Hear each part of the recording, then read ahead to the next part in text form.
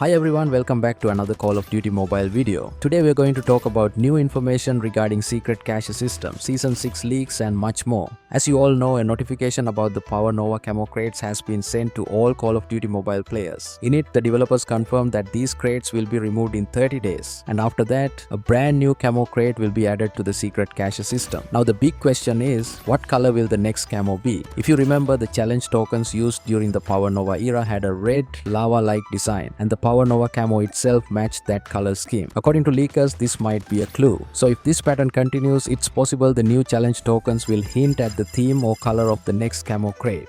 It's possible that in Season 6, we'll see a brand new green camo coming to the Secret Cache System. Why? Because the newly introduced challenge tokens for this season are green in color. And if you remember, the Power Nova camo matched the older red, lava-themed challenge tokens. So following that same logic, a green-themed camo could be next in line. According to leakers, the most likely candidate that fits this color scheme is the weaponized 115 camo. This camo originally appeared as DLC in Call of Duty Black Ops 2 and Black Ops 3 through the weaponized 115 personalization pack. It later returned as a reactive camo in Black Ops 4, available via Blackjack's shop. In Black Ops 3, the weaponized 115 camo definitely saw a downgrade in quality. The glowing green effect was less detailed and lost much of that cool 3D depth, and the metal parts looked flat. Now, for Call of Duty Mobile, I really hope we get the original BO2 version because it just looks way better overall. But looking at the green color and texture of the new challenge token, it honestly resembles the downgraded BO3 style more than the original. That's a little disappointing, but let's see what the devs deliver. What do you guys think? Do you want the classic BO2 weaponized 115 camo, or do you think the BO3 style is still good enough? Drop your thoughts down in the comment section.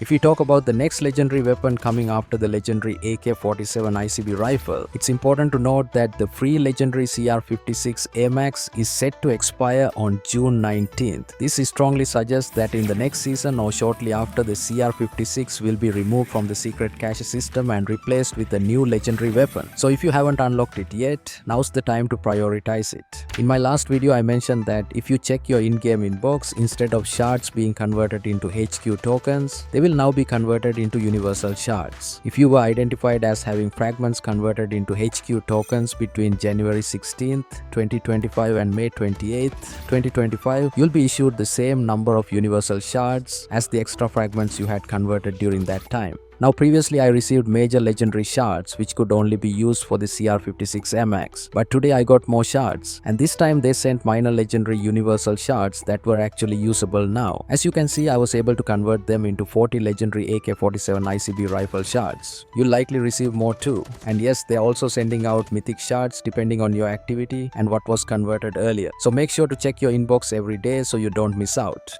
As for the returning mythics this season, many players were expecting the comeback of either one or even both of the following: Dark Gunman mythic drop featuring Mythic Holger Dark Frontier and Crossguard mythic drop featuring Mythic AS Val Double Edge. This made sense especially since both of these mythics recently received Iron Sight updates, and the improvements made them more appealing than ever. Naturally, that is sparked speculation about their return. However, as of now, the only mythic drop that is confirmed to return this season is the Grim Ending mythic drop, which features the Mythic AK-117 Grim Ending. It's scheduled to return on June 20th and will remain available until July 19th. In my previous video, we talked about the upcoming Gundam collaboration and the introduction of a new type of rarity for character skins. Now, aside from just characters, this collaboration is also expected to bring legendary weapons into the mix. Some of the leaked weapons include the base melee dual beam sabers, the base melee double-bladed scythe, and the ballistic knife. Beam saber, which might resemble a skin we've seen before in Modern Warfare 3.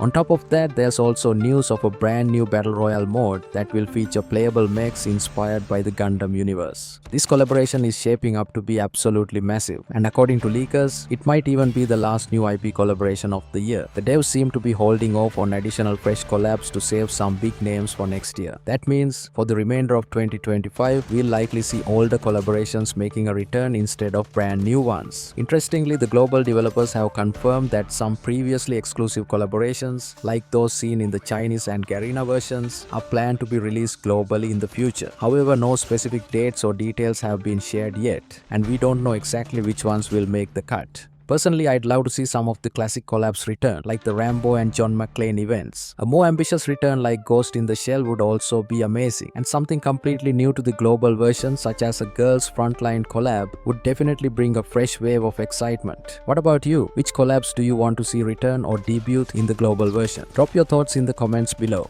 Wrapping up with the final news for today, the registration for the Season 6 test server for the CN version is now live and will stay open until the 9th of this month. The test server itself is expected to launch 24 to 48 hours after registration closes, so around the 10th or 11th, unless there's any delay. Keep in mind, this test server is likely focused on balance changes only, with no new content added. Also, there's no word on a test server for the global or Garena versions, so don't expect one anytime soon.